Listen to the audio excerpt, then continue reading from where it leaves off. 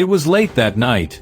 Inside a quiet warehouse, an elderly janitor named Mr. Jenkins sat alone, finishing his dinner. Most of the workers had already gone home. His food was cold, something he'd cooked early that morning, but he ate quietly, thankful for it. Beside him sat his little granddaughter, the only family he had left. She had brought the meal for him and smiled shyly as she watched him eat. Her shoes were worn, her jacket thin, but her eyes were bright. As Mr. Carter, the company manager, walked by, he paused at the sight. The old man and the small girl sitting together on the floor touched something deep within him. He noticed the meal was cold and realized how much hardship this man carried without ever saying a word.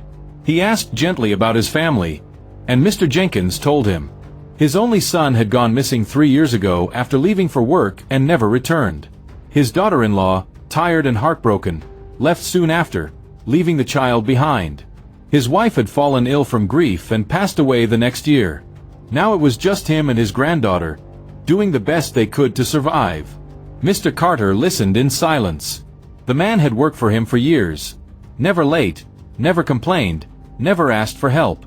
Yet behind his quiet dedication was a story of loss, love, and endurance. The next morning, Mr. Carter called him into the office.